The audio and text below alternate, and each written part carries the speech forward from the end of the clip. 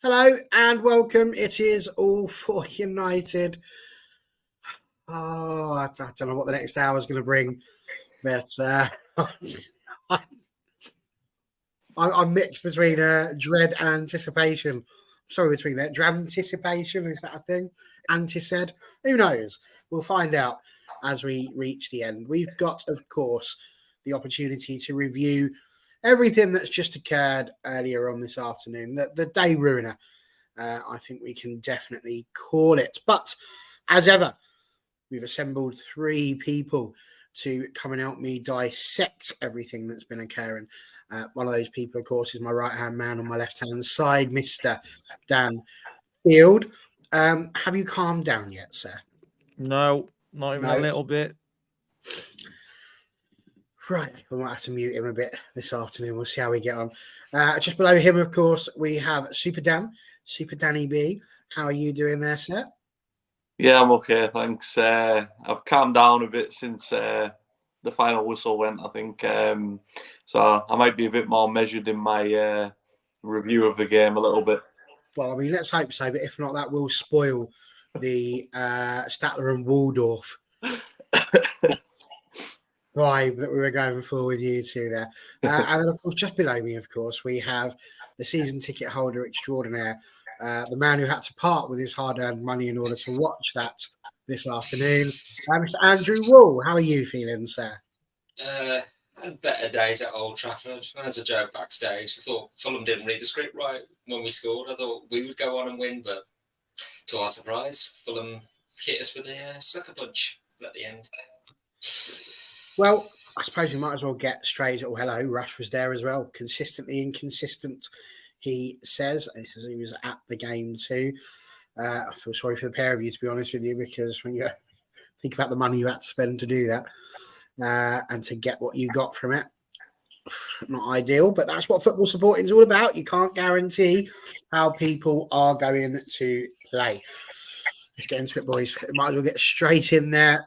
Sooner we start, the sooner we're done. I suppose is how we're going to feel about this one. We had a lot of chat, Dan, yesterday about the Fulham game. We obviously reviewed it or previewed it, sorry, with Sarah from Fulham Lilies. And I kind of got the feeling that she was quietly optimistic. She didn't want to come out and sort of jinx it. And we were, I think, a bit more pessimistic potentially, with Højlund not going to be starting. We looked at what the 11 could look like. We pretty much guessed it. We said we said that Lindelof was going to start at left back. We said that Rashford was probably going to start. We knew that Forson looked as if they were going to start. We knew that Anthony probably wasn't going to play, although there was a little bit of traction to the idea that Anthony might have begun. When the 11 was announced, how did you feel? Because I felt like Lindelof was the only option really at left back. We didn't really, which in itself is not a good sentence to have to start a show with, but that's the only option that we had. We started with Forson, but it was just slow out the blocks. So what are you thinking about that team when it was announced now before kickoff? Predictable. And that's the issue for me. If I can sit here as a fan and call the lineup the day before, and as well the leak that Forson was going to start, which seemed a bit odd, but not him starting, but it being leaked. Then Marco Silva has sat the entire week and absolutely licked his lips at what he's seen because he knows exactly what's coming. He knows exactly how he can go against it. And ultimately, he knows exactly how we're going to play. I made a quite outlandish suggestion that Anthony could possibly play at right wing back and we could play a back three. And I'll die on the hill of that would be much better than us putting out the same 11 or same 13 with the odd two changes that he makes, unless we get injuries and then he's willing to make them. And seeing the same drab performance every single week. Even when we've won, we've not looked fantastic. And today was just, it caught up with us. The last 5 or 6 results caught up with us today because this could have happened in any of them. And it's just caught us today. The annoyance for me is we're going to see the exact same thing against Forest. And it's frustrating massively.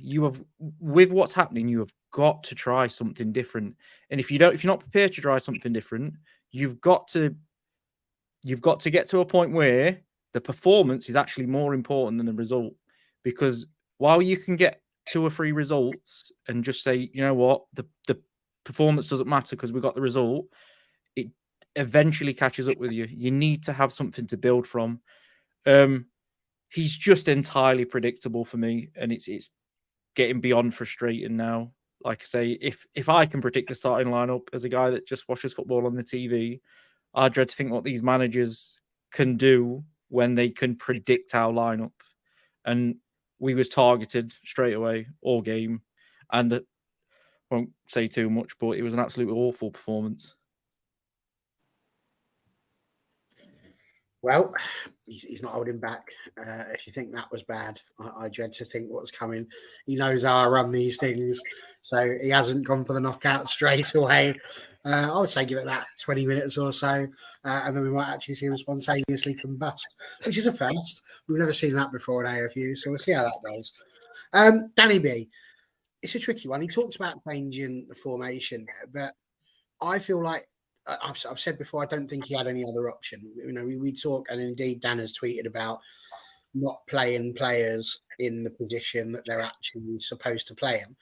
But in the other breath, he's talking about sticking Anthony at right back, potentially. So we're still going to be shifting people into positions, which is kind of the situation he's in. Could you have seen anything different happening? Would you have started a different 11?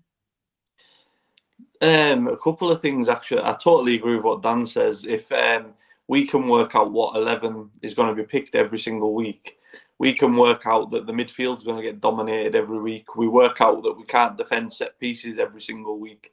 These managers will be picking out little details that we don't even see. You know, they're going to see these things plus more, and no wonder we're getting ripped to shreds nearly every week. In terms of the lineup, I thought it was probably the best team we could have picked. Like in terms of personnel, I've just seen a comment there about Ericsson. Ericsson come on and absolutely stunk up the place when he come on. McTominay, you know, he comes on for a goal, but if he doesn't score, what does he bring? I think the lineup itself really should be good enough to beat Fulham at home, but the problem for me is we're not setting up correctly. Every single team, I posted it earlier, every single team we play, whether it's Newport in the Cup, whether it's Man City, whether it's Everton, whether it's Fulham, whether it's West Ham, their midfield looks like Busquets, Iniesta and Xavi every single week. And it's if that's the tactics and that we're making that happen, then I can't get on board with them tactics at all. Interesting. Andrew, I am going to ask you, not just your thoughts on the starting 11, but the thoughts of the poor Red Devils still around you as that was all announced. I'd like to know what the match-going population were thinking about that. And then I'd like you to just start the conversation rolling on the actual match, especially for me, with regards to Amari Forson, because I was listening to it on the radio. I've seen the stats that Statman Dave throws out at half-time for Forson, which wasn't too bad.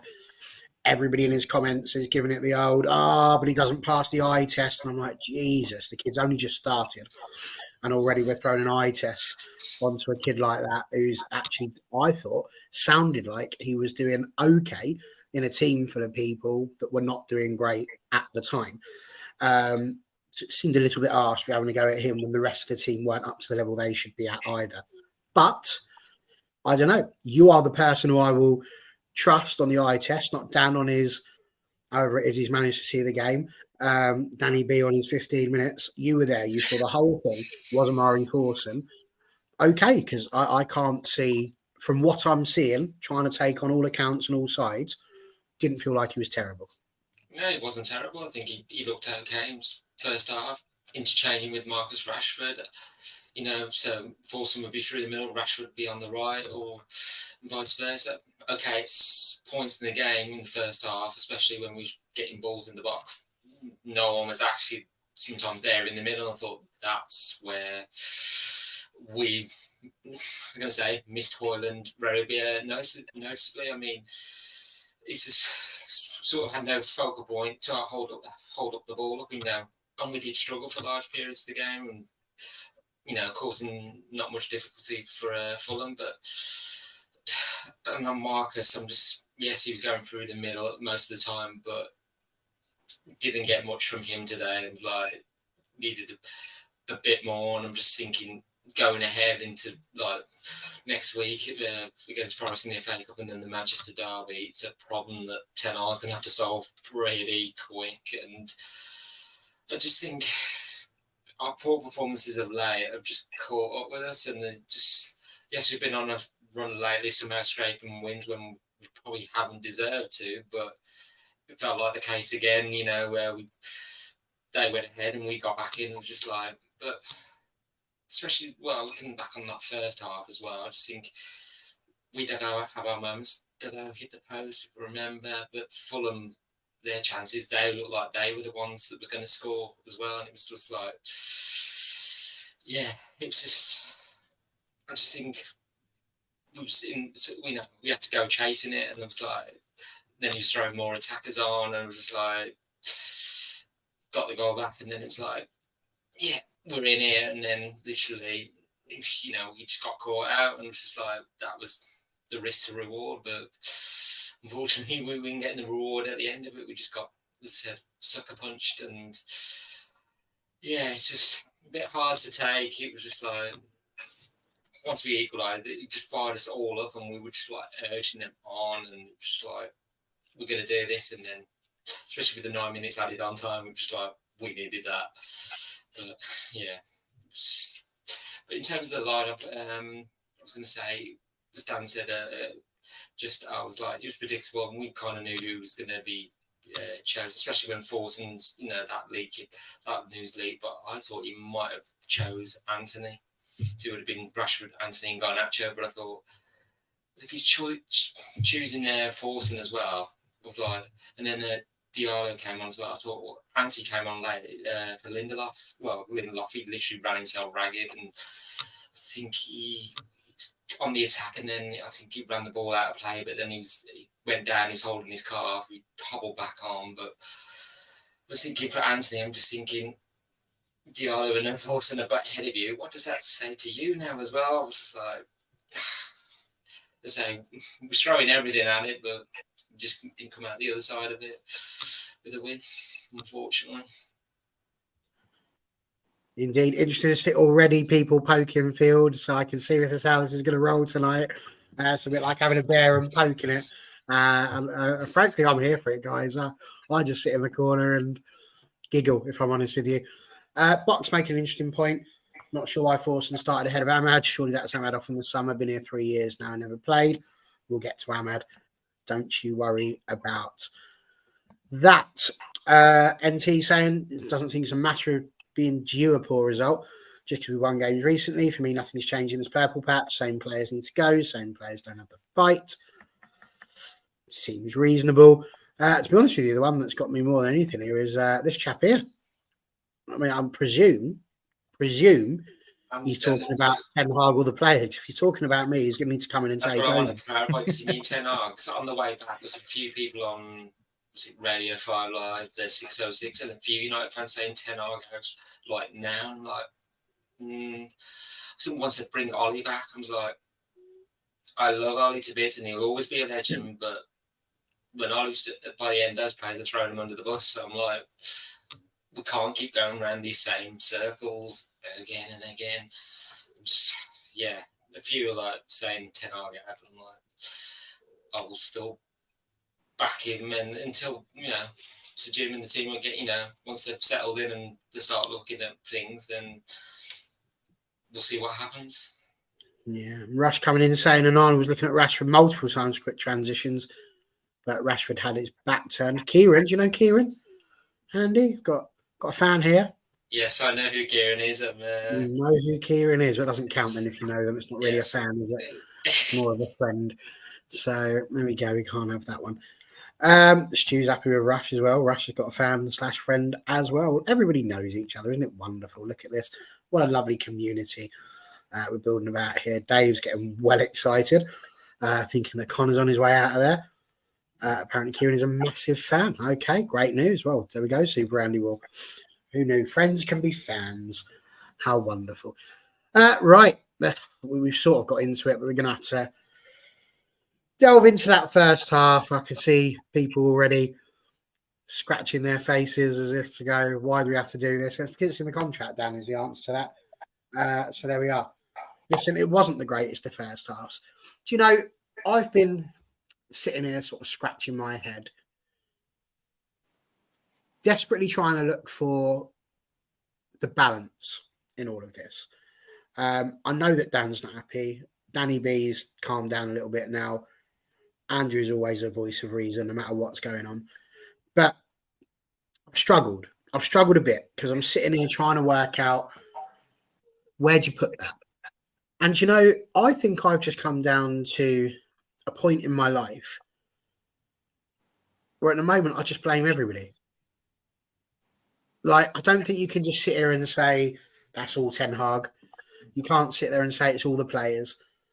It's just like a mixture of everything. Stu put an interesting point up a moment ago, which I meant to start, and unfortunately I didn't. There it is.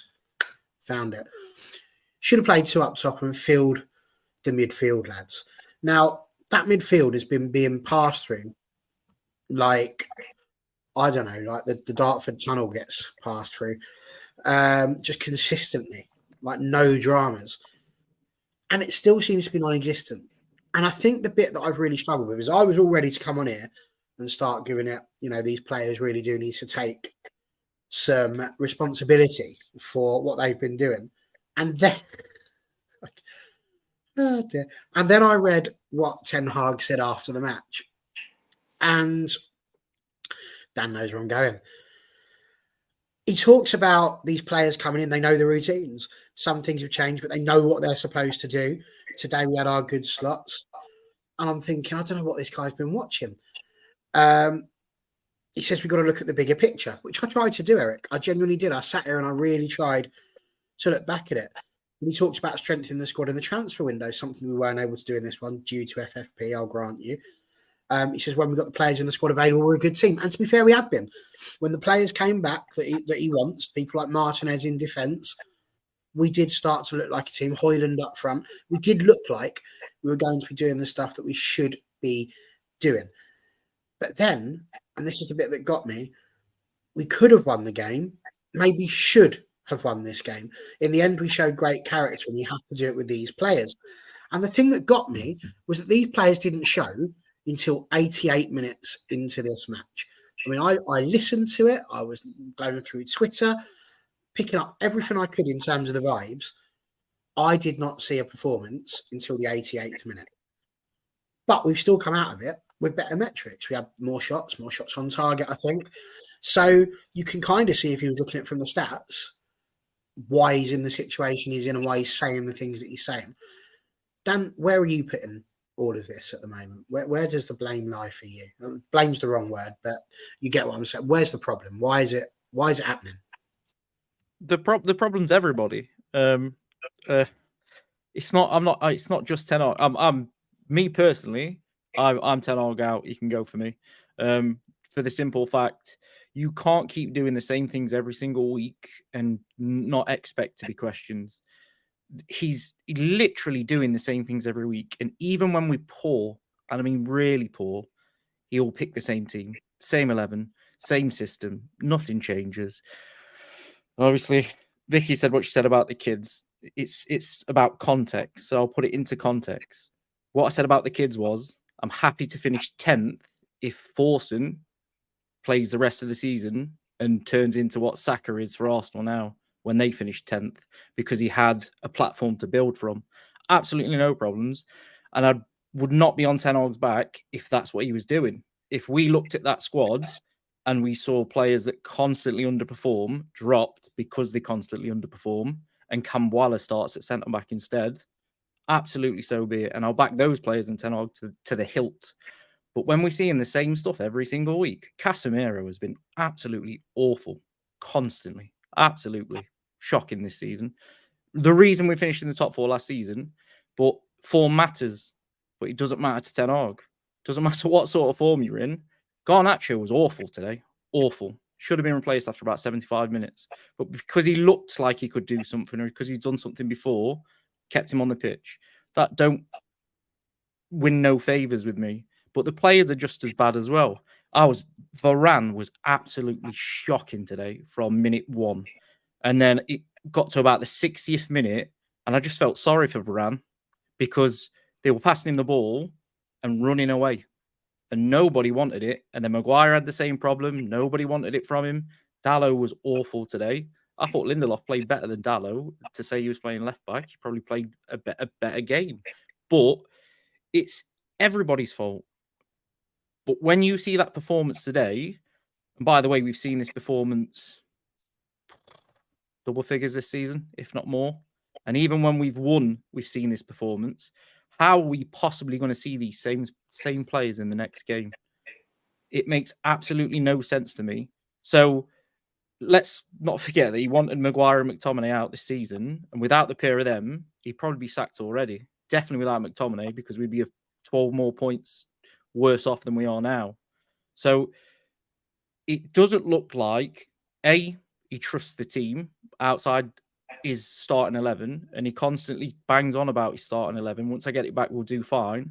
Or were the performances good in the games that they've been back? It was all right, but it wasn't what we've been led to believe it would be. We've still conceded, over 100 shots in the last 5 games. So the problem is still there. I said this before when Martinez was back, and everyone sort of had a chuckle at me. We conceded like 5 goals in the 2 games he was back. The problem wasn't fixed because he was back. The problem was still there. We just managed to score another couple of goals in the other team in the games and get a bit fortunate. But again, we're relying on 19-year-old Garnacho to start all these games in a row and bring us results. And it's just not going to happen. He's 19. He needs a break. But he's not going to get a break. Ten Hag's not going to rotate the squad. And I tried to say it yesterday on the stream. Forson was the right replacement today for the simple fact that he's been given minutes against Wolves, minutes against Newport, minutes against such and such, because nobody else has had them. Ahmad's not had any minutes. McTominay has, but doesn't play there. We've got nobody else on the wings. Anthony's not started a game for ages. Barely had any minutes. What did he get today? 30 seconds. When you don't rotate your team, you cause your own problems when you need a replacement because they're not ready. It's very rare a player hits the ground running from stop. You need bringing in slowly. And I get the injuries are an issue, etc. Liverpool are currently missing like 6 or 7. And guess what? They play exactly the same football. They're still winning surely games. The injuries have led to the rotation. You're talking about rotation, but we've not had the same team out, really. No, but he only rotates when there's injuries. He doesn't make a change. Yeah, but I mean, this season, that's been weekly. It's not like we're sitting there. Yeah, he starts on like 33 different lineups or 34 different lineups this season. Mm-hmm. I get it's a problem for him, but what I'm saying is he sees these issues and just leaves it the same. So Casemiro's been no good all season, but he will still start games when he's fit, no matter what, because his name's Casemiro. And it's the same with you saw the pace issues Maguire and Varane was having today, but we've got Kamwala on the bench who's got a bit of pace about him. Why has he not come on for the last 10 minutes? Because Traore's on. Christian Eriksen and McTominay coming on at just after half time for a winger and Casemiro to push Bruno out wide. That's not a player issue. It's not the players that have made Ten Hag do that. He's done it himself. He's got a right midfielder on the bench in Ahmad that he could have brought on, but he puts Fernandes out there. It don't wash anymore, if that makes sense. He's got to do something different. This isn't working. So he's got to look and say, I'm going to do this ready for next season. And if he makes a lot of change to the system or tries something new or gives some more youth players a chance or whichever, absolutely fine. I'll back him to the hilt.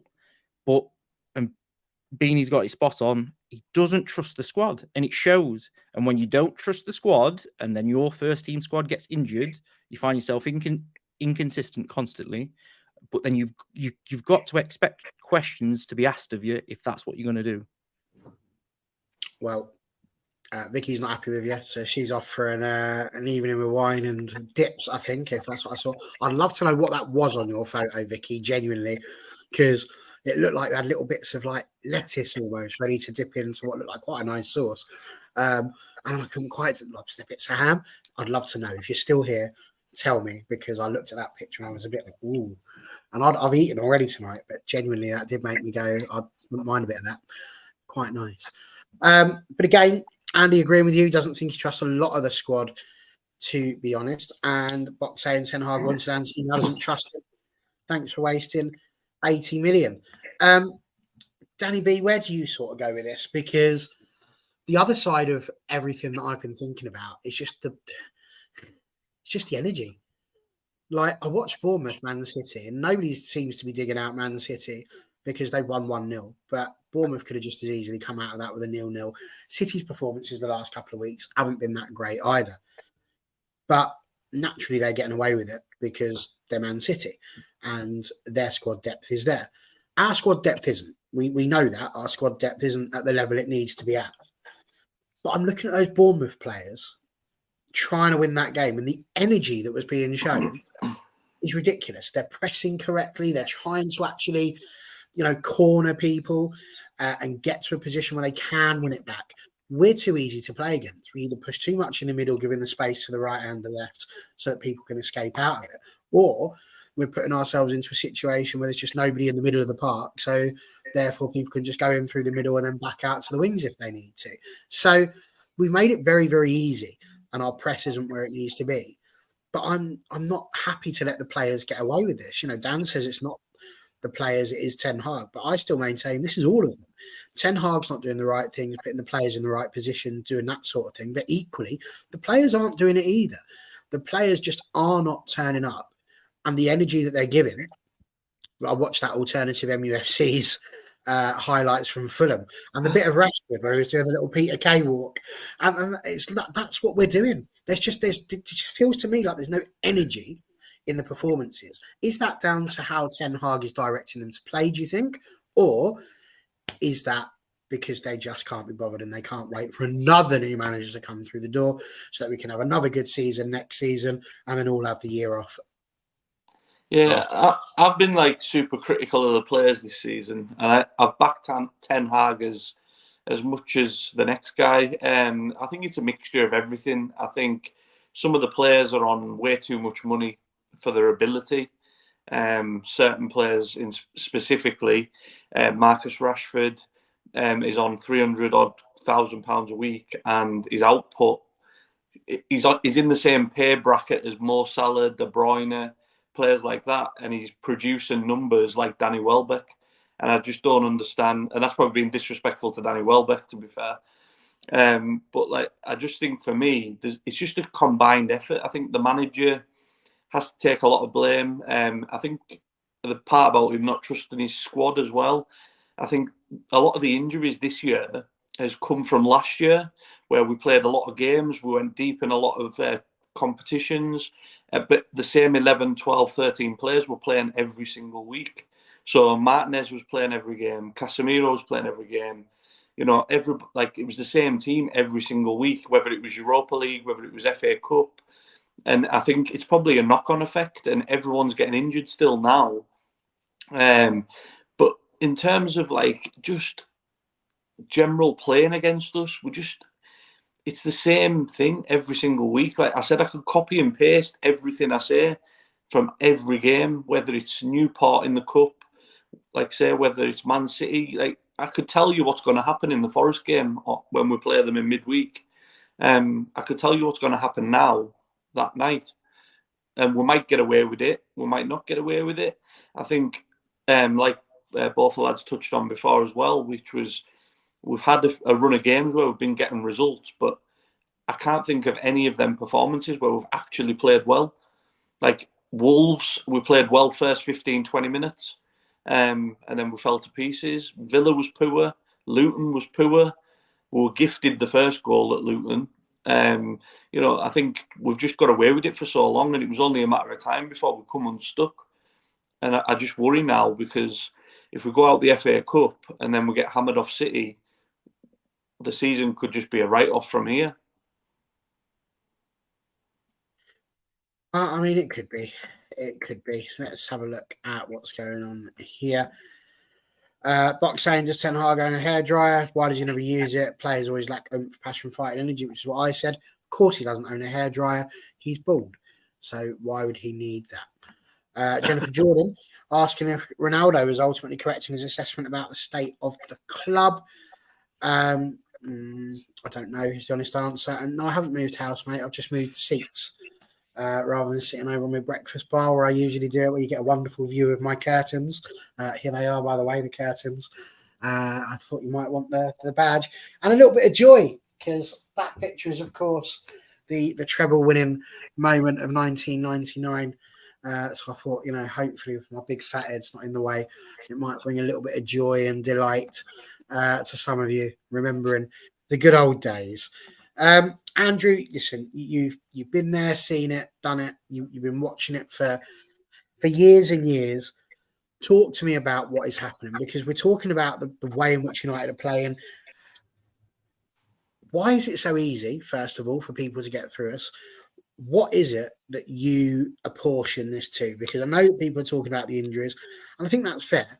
And I also think that Ten Hag can't win here, because with the nature of the way that Manchester United is, it's so big, and there's so many fans that he's damned if he does and damned if he doesn't. If he changes the team every single week because it's not working, you're going to get people like me that sit there and say you need the consistency. You're not playing the right team. You're tinkering too much. Claudio Ranieri, he knows all about that. He was called the Tinkerman because that was all he would do, is keep changing it. But equally, when he does do the changes, if he does make those changes and he does rotate the team and try and give the youth a chance and do all those sorts of things, like I say, you get that. But if he keeps the same team, you get Dan having a go at him, saying, well, actually, he needs to make more changes. It's too predictable. Was the truth lie somewhere in the middle there?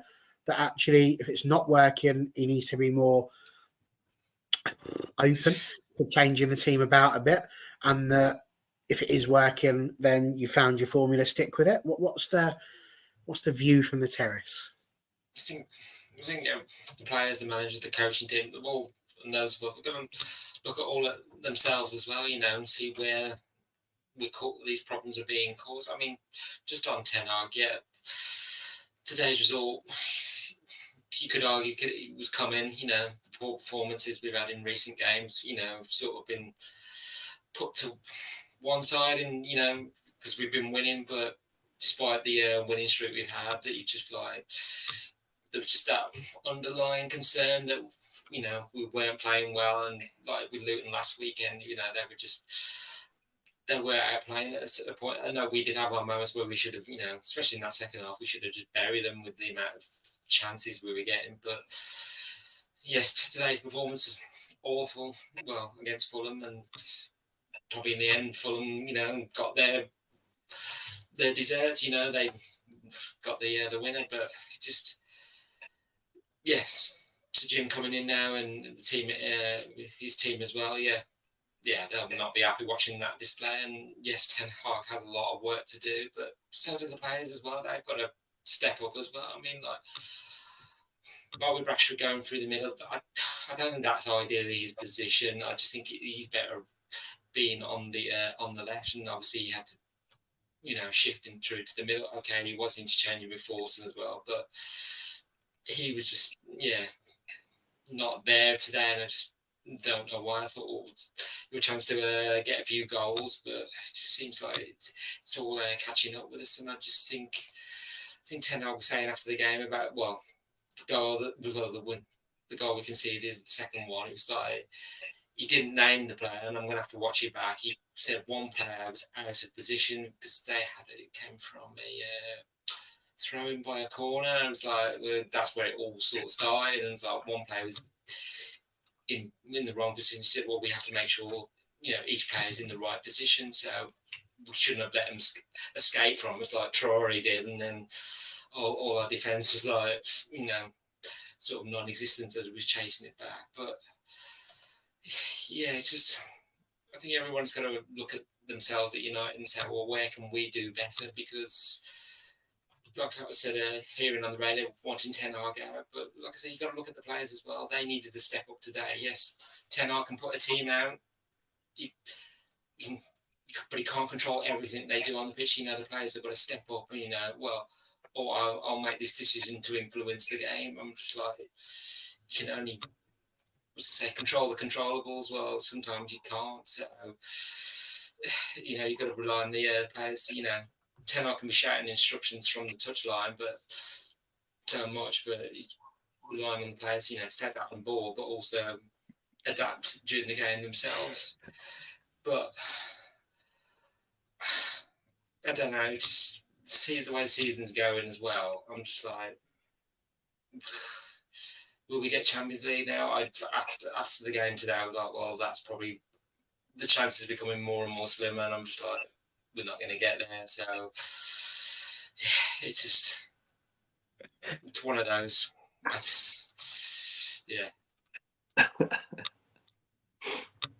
Brian, so you've had a good look. Go on, Danny boy, you had something you wanted to say. I just wanted to jump in.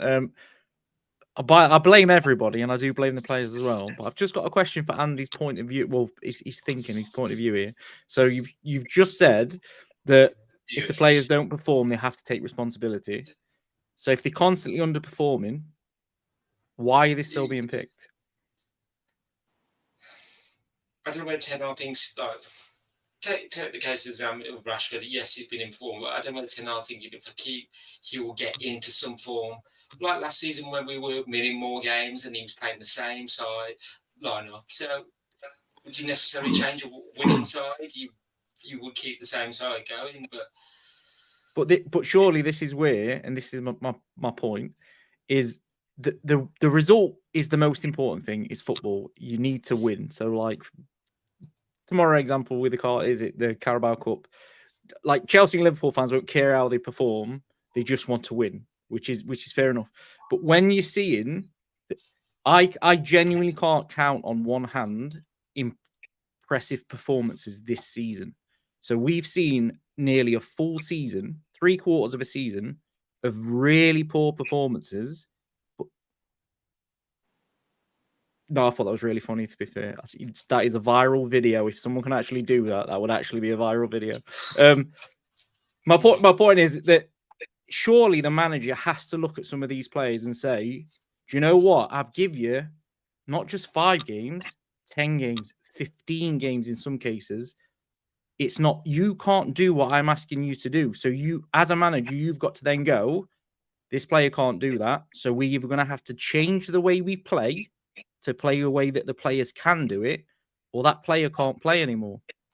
You can't keep going, I'm going to stick them in anyway.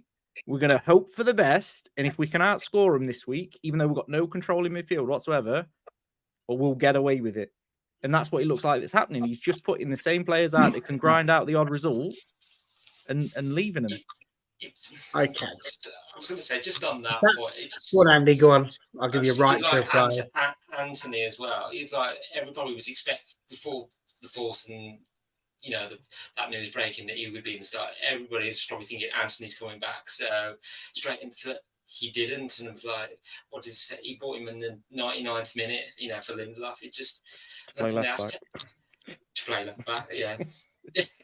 But they asked Ten Hag about that. Well, why did you bring him on early? He said, is it? And he said, it's nothing to do with fitness. So Anthony was fit to play. So he said, well, we have many options on the right side, but we were lacking on the other side as well because of the injuries. But he's just saying the form of Anthony. He's saying, well, he's stepping it up in training, but he's saying others are doing the same as well. So it's almost like saying the message is clear to Anthony. He might have a big price tag, but he's got to work his way into the team as well, just like the other players as well. So some ways Ten Hag he's probably just dropped one player, that's Anthony. So, but yes, he's probably got to look at others as well. But the thing is,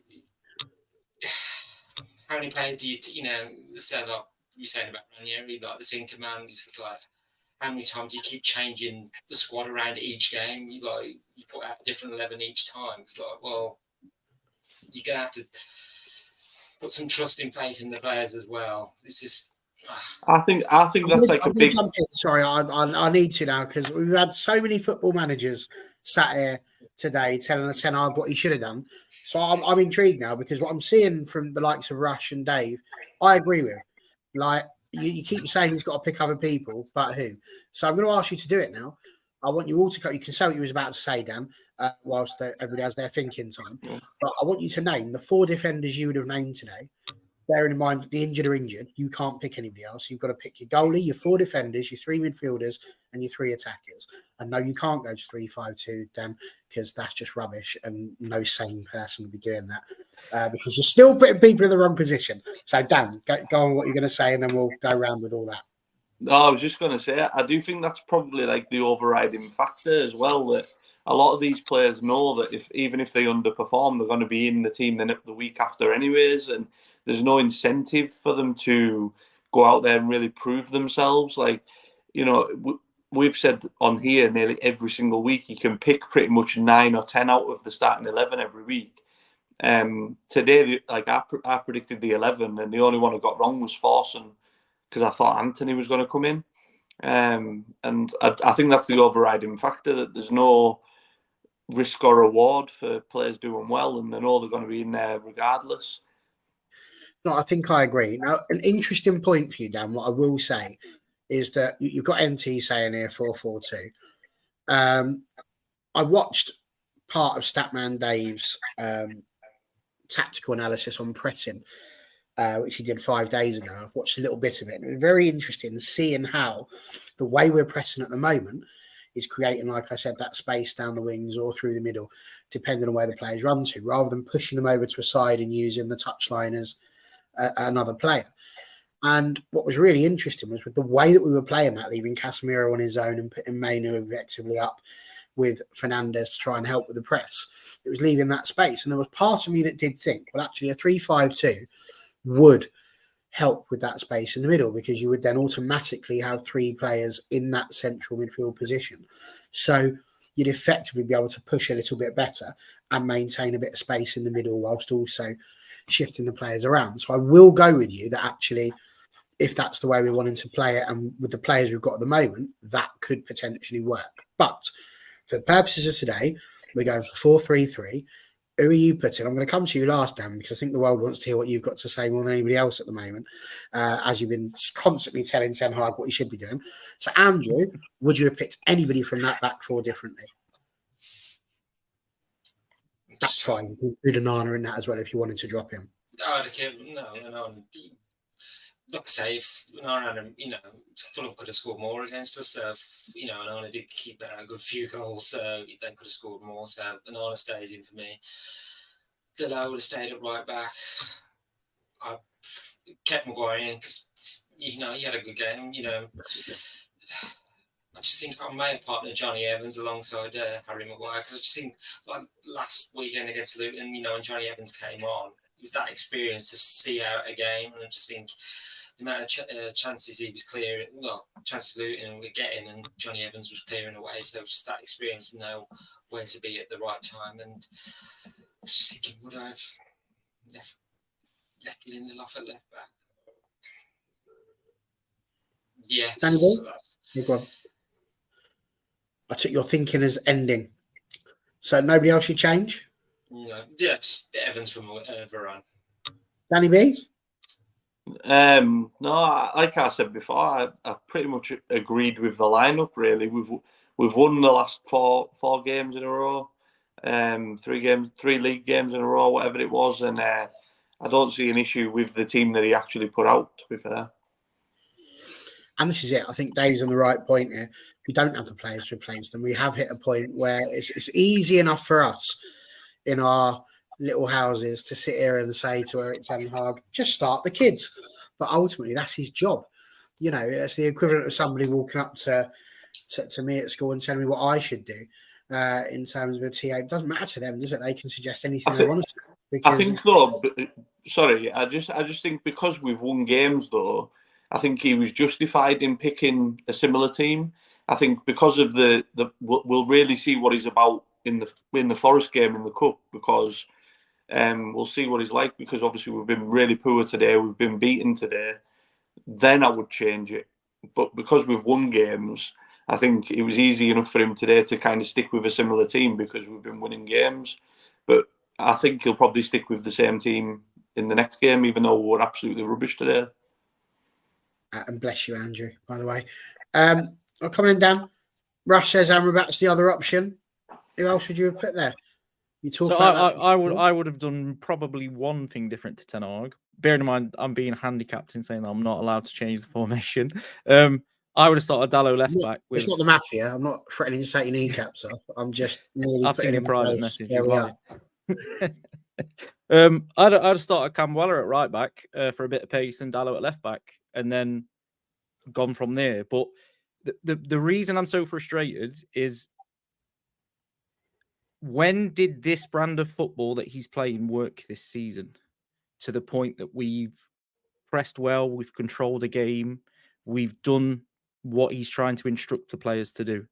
And this is my frustration. So it's okay to say, like, what would you have done differently? Well, I would have got to a point this season where it's very clear this high press is not working because we keep getting cut open with ease by sides like Wigan, Newport, Wolves. So you've got to go, right, this isn't working. We're leaving far too big a gaps. Like, I'll sit here and I'll say our next Premier League game is Man City. If they want to leave those sort of gaps against Manchester City, we are going to be on another side of a really bad result. Because are we doing a disservice to other teams in the Premier League? Are we? Because, like I said, I've just watched Bournemouth play Man City, and Man City didn't play them off the park. You know, are we not hitting a point where we keep talking about the fact this is one of the best leagues in the world? And part of that is surely the fact that you can turn up and Bournemouth could potentially win a game against Man City. You know, I'll give you an example. Fulham made 6 changes today and were better in every single department than us because Marco Silva has got a squad of players, and let's be quite frank, some of these players shouldn't be anywhere near a United team, but played better than our players today because he trusts his squad and he will go to Manchester United and make 6 changes, and he will expect the same from every single player that goes onto that pitch.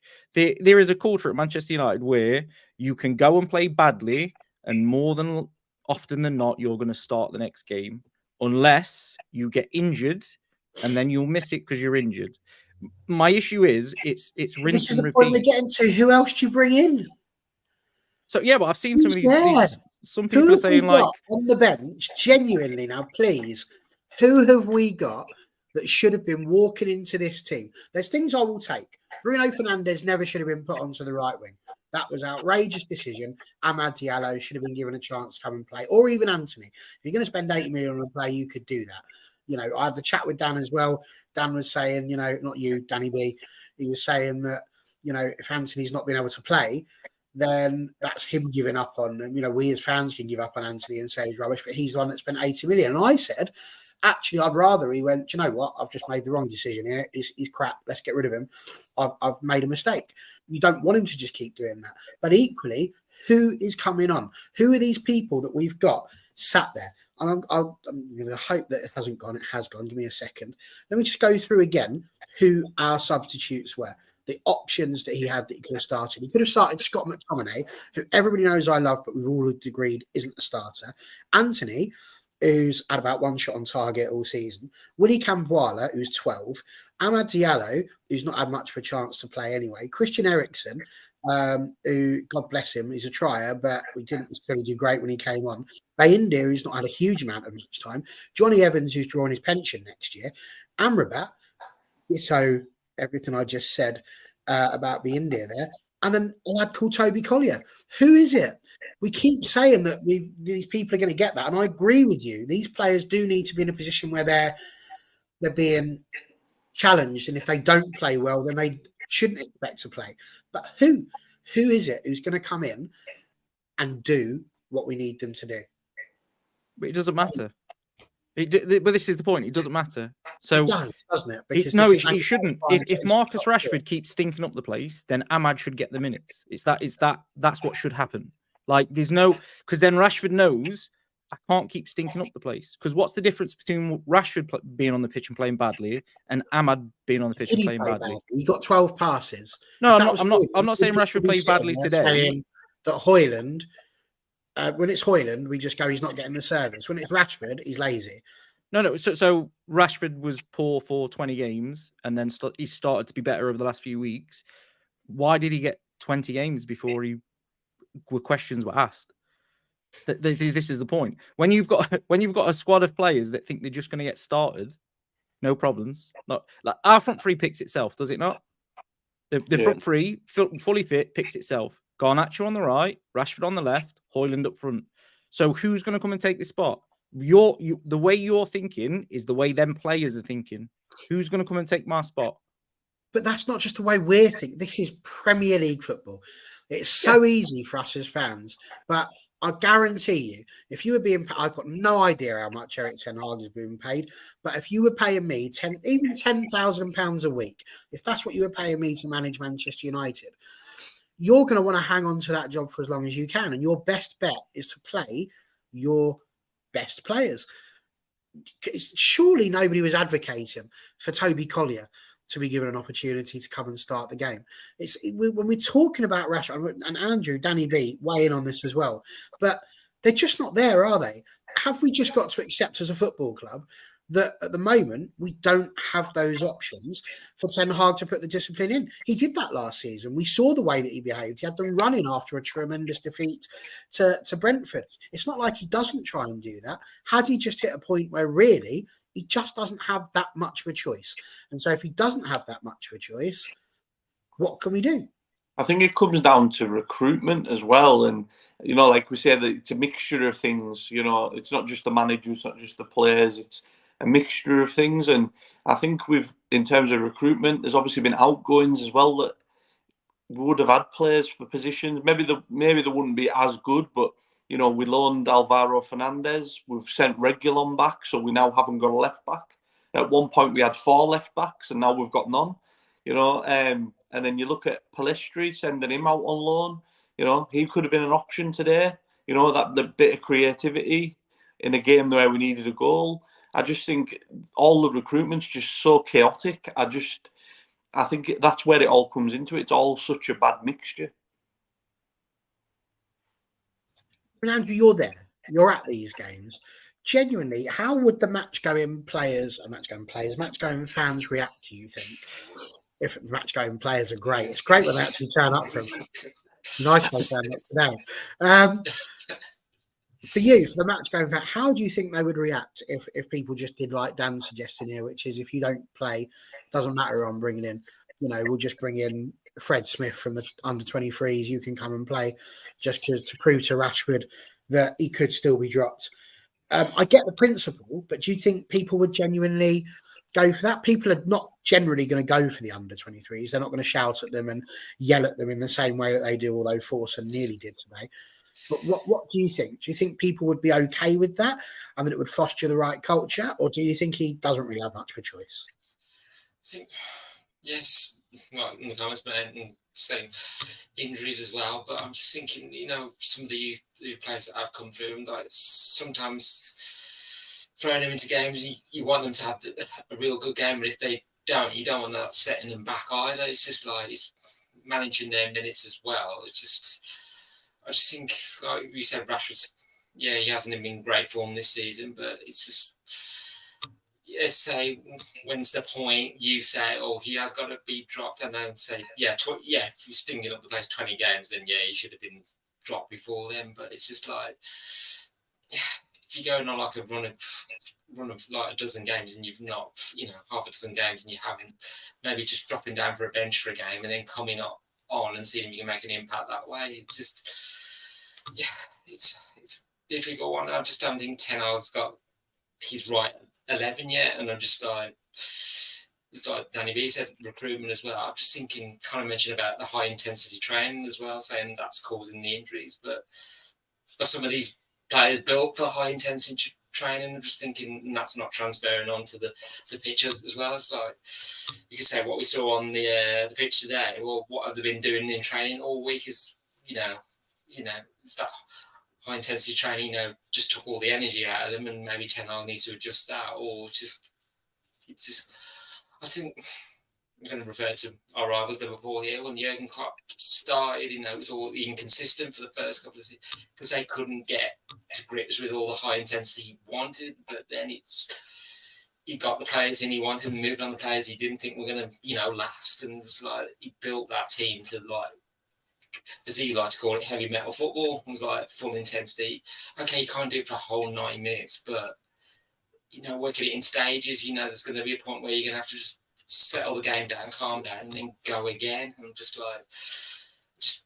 don't feel like we've got that. We just, at the moment, we're playing, that's the word, I think we've said it before, like moments, we're waiting for a moment to happen. And like the equaliser, it was a moment, and then it was like, well, hopefully we get another moment to score, and which we didn't. So we're just like, you can't be pressing an opposition team for a whole 90 minutes because they'll be just like run ragged, and you can't keep doing that week in and week out for a whole. You got to do it in stages of games.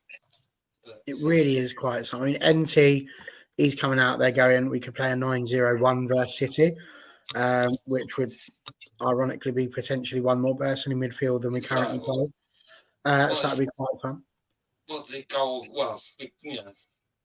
second goal of the City. If Maguire took Traore out, he would have been out of the City game. So I thought, yes, Maguire could have tried. We tried, and then he had a split seconds. Like, if I do this, I'm out of the game. That game as well. Maybe I don't know where that was running through his mind. He was just like, you thinking I'm going to be off, but you're thinking, could have anybody else just took Traore out? But Traore is a bit too quick for everybody. But it was one of those for Maguire. And I just think somebody saying, well, that comment saying the Benny Hill video about Maguire, I just think besides that moment, Maguire did have a good game, and he got us the equaliser as well. I'm just thinking Maguire's had so much disrespect, during his time at United. I'm just thinking he's proven his worth, and I mean, just like without him, we wouldn't have got the equaliser. So just okay, the Traore incident, he couldn't, caught in two minds. What do I do? Fox suggesting we go 6-4-0, so don't even play a striker, which could be entertaining. And I just think, Matthew Ross is agreeing with Dan here as a match-going fan. Yes, I'd be happy putting youth into games to show senior players their place is untouchable. Rush on the other side of that. Fans expect our best team to be picked. If Eric plays lots of youth and they get tonked, and that will really affect their confidence. Dan being called a legend here by Noah, so I'm guessing that's a friend as well. But there we go. Dan, I think we all liked that. I'm going to have to ask you, Dan. Again, we're talking about these substitutions. The substitution he made was to bring Eriksen on, and of course Casemiro was injured. We know that he had the blood, but it was Eriksen and McTominay. Now you're chasing a game, you want to win it, and like minutes after that, I posted Andrew's pictures, and literally seconds after that, Fulham scored, which was really annoying because it really ballsed up my tweeting, and plus it made me look like I was the one that jinxed it, so I wasn't too happy about that. Again, they're the substitutions that are being made. It's not the level, is it? We still, so Jim Ratcliffe said in his discussion, his interview, that we're 2 or 3 years away from even challenging. And it's right, isn't it? Because at the moment we're wanting all this, but this is it. It's football fans now. They want it now. The simple fact is we're not going to get it now, are we? We are just going to have to suffer through this until the summer. And then what? I don't know. But those substitutions weren't ideal. We didn't play until the 89th minute when Harry Maguire finally gets the ball into the back of the net. Ten Hag points to a couple of moments. Garnacho with a shot that was from distance. Most of them were from distance, to be fair. Dalot hitting the post. But nothing really there. The depth isn't there. I'm going to let you finish the topic on this one because I know I cut in halfway through to let the other two have a go. So finish what you got to say, young man. So I just want to bring this up as well because this is, as much as I've had enough of Ten Hag, like as of now, this is sort of what I'm talking about.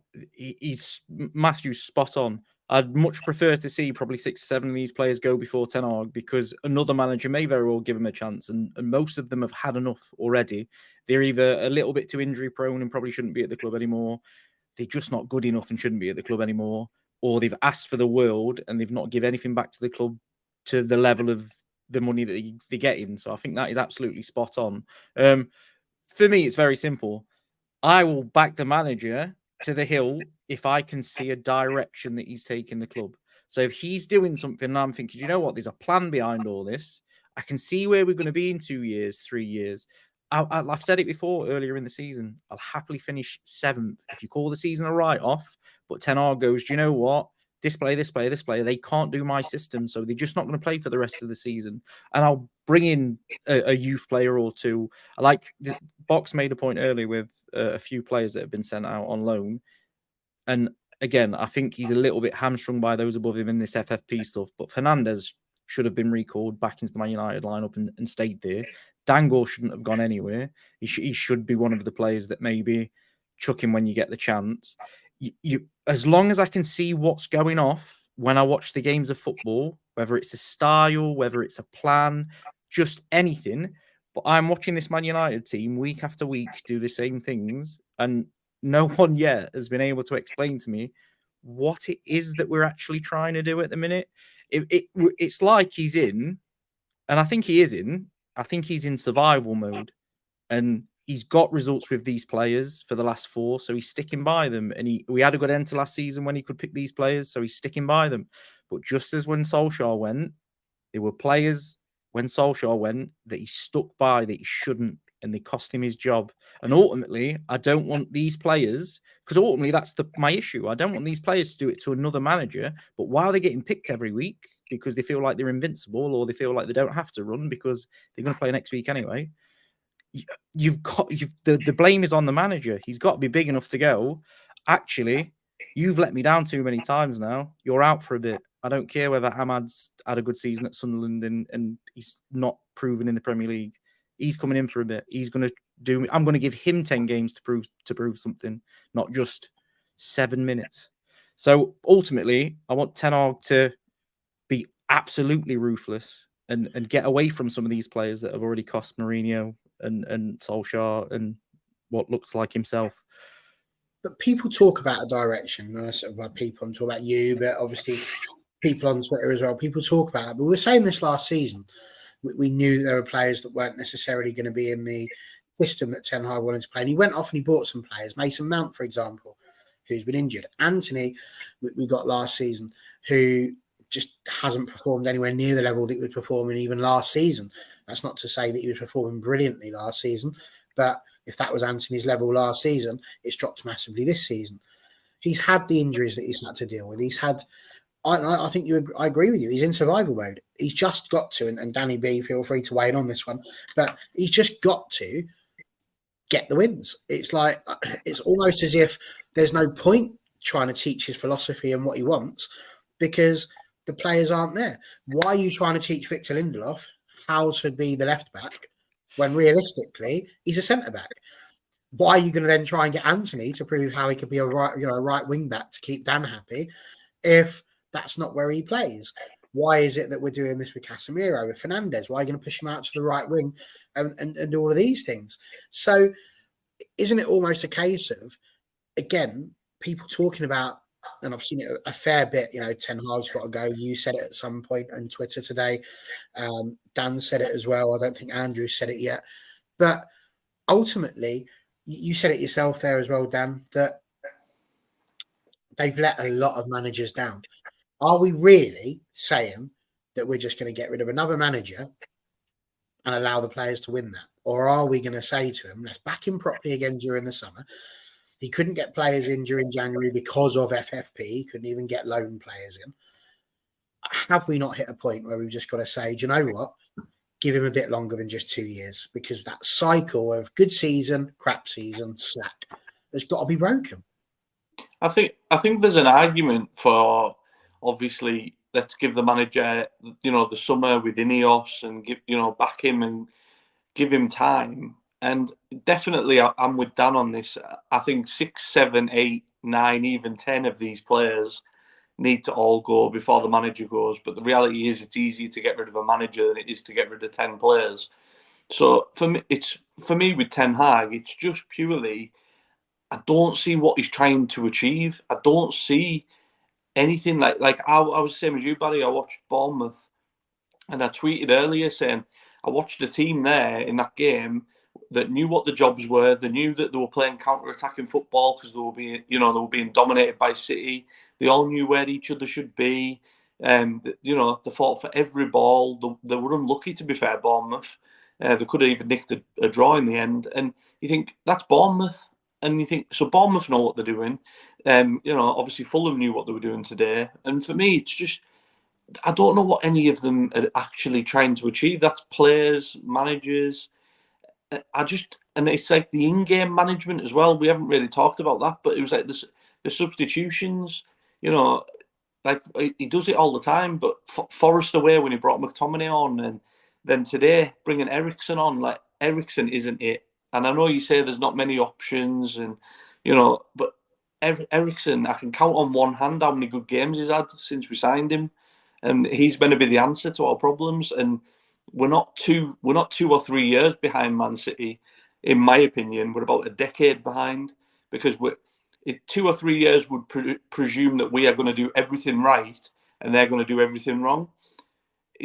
We're going to have to do things right and hope that they don't just keep getting better and better. Like, we're going to have to catch them up and hope that something stagnates. It's like you're genuinely looking at another decade before we title challenge. For me. But the thing is, Andrew, we can't just replace a whole team, can we? We can't just wipe the slate clean, get rid of every player, and then start. It's not. This is the problem that Fantasy Premier League has brought into the entire world now. They can have a crap season, and the next season it doesn't matter because they can just pick their team from scratch. So if they don't want to play Mo Salah, they don't have to. If they don't want to play Fernandes, they don't have to. Just pick who you want. Championship manager, football manager, does all the same thing. You have a crap season, you can just start the game again. I've lost count the amount of times I've done that, where I've done really, really well with a team, then you get to a final and you lose it, and you're like, no, I ain't having that. You made sure you saved it before the final so you could restart that final again. I ain't losing to Crew Alexandra. That ain't happening. That's not real life. It's not real life. And real life dictates, Andrew, that they're laughing because they've all done it. It's not real life, Andrew, because we're stuck here now with the players that we've got. And there is life within that. It was only a few weeks ago that we were talking about how good Mainu is, how good Garnacho is. We're talking about these players, Højlund, as if they are the future of the club. People talk about Marcus Rashford. The simple fact is that when that guy plays football and he's properly switched on, he's brilliant. He's one of the top 10 in the league, in my opinion. But we just don't see it consistently enough. But again, people are saying, why are you giving him a chance? Well, surely that's the reason, because we know what Marcus Rashford can do when he switches it on. You look at some of the players that we've got. Anana's been at the AFCON.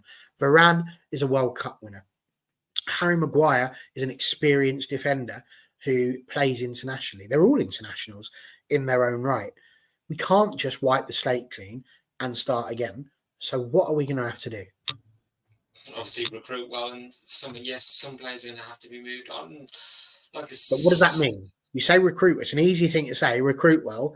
What does that mean? Where's the first thing that we need to look at? We get to the summer, we've got a bit more money. FFP isn't where we are. There was a list, God bless him, that NT put in here of players that he wanted to replace. Dalot, Maguire, Varane, Eriksen, Van der Beek, he's gone, don't worry. McTominay, Martial, Anthony, Sancho, Evans, Reguilon, gone, Casemiro, Amrabat, and Rashford. He talks about all of these players, but if you get rid of all of those players, who's left? Where do we need to look at? Is it the midfield? Is it the tactics? Is it the manager? What is it that genuinely, when we get to the summer, is where we genuinely need to look at, and it's going to start making the change? In other words, what's the biggest weakness?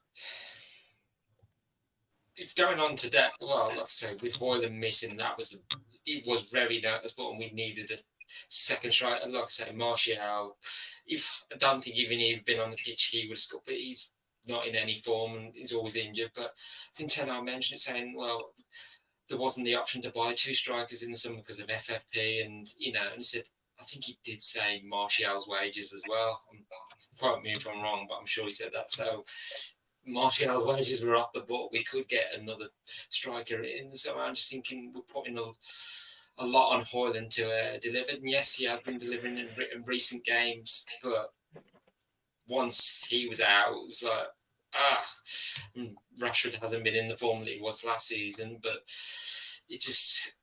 we need other players to start stepping up as well in terms of the goals, like Rashford and others, even Bruno chipping in with some more goals. Okay, Bruno moves from like left, right, centre. He likes to get involved in a lot, but I just think when he first came in, he was like a load of assists to goals as well. I just think kind of need that side of Bruno back as well. But you just say certain players have to go, but as well, I'm just whether we get the right money for them or we don't, we have to take a hit on them. I think the likes of Jadon Sancho, we ain't going to get 80 million for him. So if you can get half that, I'm just like, if these players are not going to offer any value to United, then let's move them on, even if they're on big contracts. It's just like, just going to have to take the hit. Because, if we want Ten Hag to play the style he wants or how he sees United should be playing in the years to come, then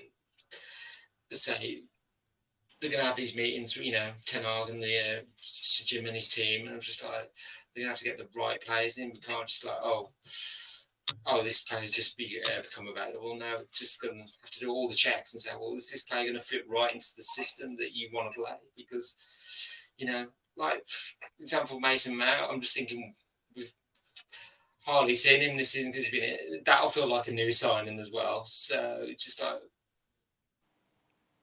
can't wait to see what he can actually do and what Ten Hag can get out of him, because I just think, so in the summer it's like, well, hopefully he's back before then, get to see some minutes under his belt. But I'm just thinking there's a lot of work to do. It's not just the recruitment, it's the coaching, it's everything. Every department's going to be looked at by Sir Jim and his team, and I'm just, of course there is. It's where to start. Once they've started, it's just like the train. I feel like I would have got the answer to that. It's depth. It's depth. The fact we've got no left backs at the moment tells you we need a new left back. If Harry Maguire, Varane, Evans, and Camboire are your top four because Martinez is out at the moment, you get Martinez in, brilliant. You can afford to lose Johnny Evans, but Johnny Evans has actually been better than Varane, who's a World Cup winner. So you need another centre back. Right back, Dalot, Wan-Bissaka. Already in the comments, you've got people saying that both of them need to go. So you're going to need another one of them because one of the two probably does have to go. So you need depth there. So that's 3 defenders already that you need to buy. We don't need to worry about goalkeepers, providing B&D is happy to sit there and change Anana's gloves every once in a while for him. In the midfield, there's 3 players there. But you look at the ones that we brought on, there's not enough. You've got Casemiro, you've got Mainu, you've got Fernandes. Mount may turn out to be a good replacement for Fernandes, but Eriksen, McTominay's not going to work for one of those other 2 positions. So do you drop Mount back? Can either of them show that they've done the work they need to do in order to be the depth that we require? No, they haven't. So we need at least 2 more midfielders. That's 5 players already that I've just mentioned. And we're talking about quality depth here. We're not just talking about nipping off and getting Eriksen on a free or buying Juan Mata because, he was a good player once back in 1997 or something stupid like that. I'm talking about buying players who are in their prime, who are ready, or good young prospects. The front line, as a front 3, you're not too bad with. You've got your Garnacho, you've got your Højlund, and Rashford. I wouldn't get rid of him at the moment because of the experience that he's got. But I'm looking at Martial and I'm thinking, are you the player that's going to take us any further? No, he needs to go. So you need at least 1, if not 2, attackers. That's 7 players. And that's being conservative in terms of trying to get a decent bench, effectively, for the starting lineup that we've got. So, listen, we're not going to answer this question here tonight, I don't think. But it just goes to show the scale of what any manager, whether it be Ten Hag or bloody Graham Wesley, comes in and does. It's irrelevant. Harry Potter couldn't fix that, I don't think, even with the older one. So there's nothing happening there. I'm going to ask you all one last thing just before we finish the show, because obviously the main thing happened right at the very end of the game. We've not really spoken much about the game, which is mainly because there was nothing to talk about of any positivity.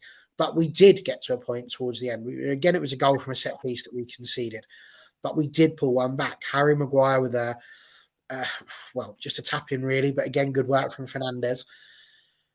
It's a poor set piece. The set piece coach, he's on his way out by the sounds of things, and I would wager we'll probably do better at set pieces now we've not got somebody telling them what to do, because that guy, I mean, I wouldn't want to be a supporter of the club that he's going to in America, because if that's his set pieces, they're going to get tonked. Maguire did put us back into it, and we genuinely did like the impetus. One thing I will say about Maguire's was interview afterwards that he said it only looked like there was one team that was going to win it, and it sounded like it. We were pushing forward, we were flying, and then they break. Now, my problem with their goal was that nobody was there attacking. They're all just stood. And I don't understand, and maybe this is me, maybe I'm old, maybe something's changed that I don't know about, but why are we just standing there? When you see somebody's got the ball, somebody's got to go to it. You can't just stand there and act like a little wall. There was at least 4 players that could have gone in for that ball and tried to close down the space, narrow the angle, do something. And neither of them did it. Now, I was watching on a mobile phone the goal, so I couldn't tell you who the players were at the time when I watched it. But there's at least 2 players that are there with their hands behind their back. They're worried about giving away a handball, but they're not worried about just getting their hands to their side and actually closing the ball down. Erik ten Hag did say afterwards we could and maybe should have won that match. It's a simple question for you all. If we'd have walked out of there today with 1 point or even 3, if we'd have nicked it, would we have deserved it? No. We could have been 3-0 down at half time. I mean, could have been, but we weren't. But if we're doing shoulda, woulda, couldas, then shoulda, woulda, couldas. That's a fair point, Danny B. It's a fair point, sir. You've done me like a kipper there. I was going to say, on the way we played, no. But if we had won, would have taken it? Yes, because it's 3 points. And United have done that before. We played awful and come out of, with a win. We do it most weeks, Andrew. But when Maguire, it just fired us, us all up. And I just thought, we're going to get that winning goal, but it just didn't. We was having to go for it because we were just like, and we just sensed it, once they equalised, we could get the second, and just looking back at the goal they scored, and it's just like, they had 3 players on the attack, and we had as Traore had passed the ball, we had 6 players like literally getting back, and it's like, so they've just outdone us by, we had an extra 3 players in there, and it's like, well, I just think, could anybody got to closer to Iwobi? Maybe because I think Diallo got back as well, but I think where we just side foot, just moved the ball slightly and just Diallo just kept running forward. Like, if he'd have just maybe halted his run slightly, he could have just nipped the ball off Iwobi. But it's just like you can see like 4 players around Iwobi, and it's like none of them got near him. It's like but then Traore is just like a monster when he gets up running with the ball, and it's just like, it wasn't great defending, but it was a risk to reward what we was trying to do, and you can see with 10 hour substitute, it was like, I'm bringing on more attackers, I'm going for it, and we got caught out well and truly. Yeah, no, I think you're right. I like your idea, Jennifer, about them training with the army. That would be a bit of a change rather than nipping off to Barbados or something like that. They don't deserve. High intensity then. If it was. Do you know what? They don't deserve a holiday in the sun. These things really wind me up because it's only ever about the commerciality of the club. It's only ever about let's get more fans in America, let's get more fans over there. And I'm all for getting worldwide fans. I'm all for us sending a team out there and having a game. But this ridiculous tour that we do. How is much absolutely that mental. pre-season tour in America was? How much was that agreed with Sir Jim? I think this was already set anyway. So Sir Jim's not. How much do stated. these pre-season? I like the word jolly. The pre-season jollies. How much do these affect injuries as well? Because I'm a big thing about this. Traveling from one end of the world to the other to play in a pre-season friendly against Wrexham's reserves, and then Manu gets injured. In the summer gone. I just think it is a big jolly. That was the best word that I've seen there. Andy Bingo, let's just get Potter in the summer and go again. Be very interesting. Very interesting if we did. Just to answer this question, Lindelof and Bruno both injured, by the way. I don't think Bruno was, but Lindelof definitely could have been cramped, but he did go off. It looked like he was holding his calf because that's why literally when he ran back on the pitch, you could tell he'd run himself right. I just felt like, he was holding his calf and he was struggling to move. So that's why Anthony came on in the 99th minute. Exactly, yes. And there's lots of people saying, we only gave him a few seconds. He wouldn't have come on if Lindelof hadn't been injured. It's as simple as that. He'd have stayed on the bench. So it wasn't like he did it just for the lols. He did it because he didn't really have any other option, which just about says it all, really. Dan, my final question for you with regards to all of this was, had we won 2-1, do you think you'd have been less of a grumpy bear? What? Definitely not. Definitely not. I was going to be a grumpy bear no matter what. The performance just wasn't good enough, and I'm gonna have another little moan as well. I'm afraid that someone will have to explain it to me because it was baffling from where I was sat. Right, we stuck Maguire up front and we dropped Eriksen deep to smash a long ball across, and it worked. We got a corner and a goal.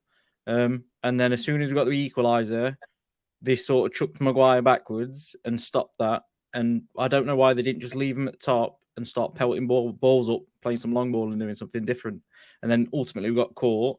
But as somebody said it earlier, why I think Lindelof, Maguire, Eriksen, and even Dallo probably could have committed a foul somewhere and done something. I don't understand why they let him carry on running. I get why Maguire didn't, but he still should have brought him down. Like, just see whether you're going to get away with it or not. Just do it. Just do that. But no, I would have been grumpy anyway. It's fair enough that the result is the most important thing, but performance is going to have to start to matter before the end of the season. We can't keep playing like this. There's got to be some form of plan going forward. I've got a one-word answer question to finish our show off tonight. It's a very simple one. It feels like it would be remiss of me not to talk about it because we're all talking about Harry Maguire and him scoring the goal and keeping him up top. But was he lucky to still be on the pitch? He had a yellow card for a bit of a tricky tackle. Sort of say stamps down. He's going for the ball. Studs are down. Stands on the player's foot. What do we reckon? Was that red or yellow? Andrew, you were there. What was your thoughts? I'd say I saw it. I'm just like, well, both going for the ball. I'm just like, definitely. I don't think it was a red for me. And I was thinking VAR didn't look for it as well. So I'm just like, so I'll accept the referee's decision. He thought it was yellow. So I'm just like, but yeah, don't think it was a red card. Like I say, if it had Traore out afterwards, then yeah, that would have been, would have got a second one. But no, not for me. Makes me chuckle. Last night I asked a question, one that you took part in, Andrew, on the show. I could see you coming on the comments. It's a very simple question. It was about who had scored for 100% of their chances for both teams this season. And I was very clear about this season. And people started throwing out words like Berbatov or Sahar. I misheard you. And I've worked out it's me. It's obviously me. Because I thought I prefaced that with one word answer for you was that red or yellow. Sorry. And off we went. So fair play, Andrew. You're here to have a chat, so it's not a problem. But it just makes me There's one I had to know. No control. People think I'm in charge. I've got none at all. Dan, what did you reckon? Either Dan, I don't care. We've hit that point of the night. Orange. Oh, it's not a sin bin. No, that's blue. It's going to be either is what you're getting at there. No, yeah, yellow. I think it was a yellow. Yellow. Fair enough. And Danfield, what are you saying? I thought yellow. Yellow. You know, it's interesting because NT says what I'm thinking there, which is the same foul. Somebody got sent off in the Everton game, so inconsistency all over again, and this is exactly where we are. But Marie's saying yellow, reckless, not dangerous. Again, agree. Like I'm sure a Liverpool player got sent off for this tackle and then it got overturned on appeal. I think it was McAllister. Yeah, it was. I might be wrong, but I'm sure it was very similar. I like this idea as well. Blue card, even though it's only for dissent. Fair enough. Right, well, gang, we've done tonight. We've taken Fulham. We've consigned it to the bin. We shan't be worrying about that again, I don't think. Very interesting here. I've saved this one till the end there. Dave saying he likes the badge. It's a very nice badge. It's actually made by my step brother. So there we go. It's very nice. It's a mosaic. So it's unique. Not another one like it in the world. So glad you like it. A bit like Man United. Unique. Not another one like it. So there we are. We're done. Well done. You made it through. It wasn't as negative and as sad as I thought it was going to be. So well done. We had a good go. We had a go. And I tried my best to bat for the other side as well and try and make sure we had some balance, shall we say, rather than all just sitting there and feeling like we just wanted to cry and roll up into the fetal position. So there we go. Guys, brilliant to have you all on. Andrew, thank you. As ever, we have to say well done to Andrew because he was at Old Trafford and he lives in the Midlands. He's not a proper Northerner, he's a fake one. So, you know, he goes up there and sort of travels and he does really well. You know, he left, what was it, about 5 o'clock? Did you leave? No, I left about 10 to 6, waiting all the traffic to go ahead. So I was like 10 to 6, I left. So, yeah, so 10 to 6, but he makes it all the way through and gets himself here. And we're one of the first people on the stream. So thank you again, Andrew, for the dedication that you show, getting yourself back. And indeed, NT, giving you a little round of applause there. Some might say that is the most commitment from a Manchester United badge-wearing person all day. But who knows? We shall see. Danny B, it's time for your usual shout-out. Off you go, sunshine. Yeah, you can follow my podcast. I've just started up my own YouTube channel, Be the Best Version of Yourself Pod. Me and my friend Catherine, we're talking about our battles with mental health, addiction, my battles with epilepsy. So if you could go over to that and subscribe to that channel, that'd be greatly appreciated. Thank you. Absolutely. I don't know who Chris Welch is, but he looks like he might be a Carlisle fan. He is. They're just as bad. Did you lose? I'm not trying to rub salt in the wounds, but we always lose. Oh, Dan, I'm sorry to hear that, man. I didn't pay attention to it. I could see you go, oh, we've scored first. But obviously it didn't end well. So sorry about that. NT, we're thinking about it, mate. We're thinking about it. If we lose versus Forest, let's just ignore it and do a nostalgia showing United of the 90s and 1000s. Could be what we need for sure. It doesn't matter. Maybe Dan won't be happier tomorrow, but it doesn't matter because he's probably not on the show tomorrow. He's going to go and have some dinner, so he won't have to preview what's going on. But the rest of us will be back, and by the rest of us, I mean virtually nobody else on this panel except me. So unlucky for that one. But we'll be back tomorrow night. We have got a Forest fan booked in, rubbing their hands with glee, I'm sure already, as to what might happen. But we're very much looking forward to having them on the show tomorrow.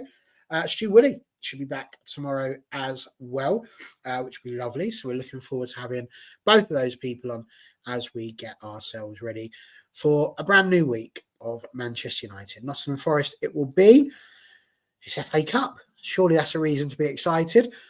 Doesn't seem to be, does it? Whether you're in, whether you're out, just enjoy it. It's like the hokey cokey, really, isn't it? Only, that's what it's all about. Good night.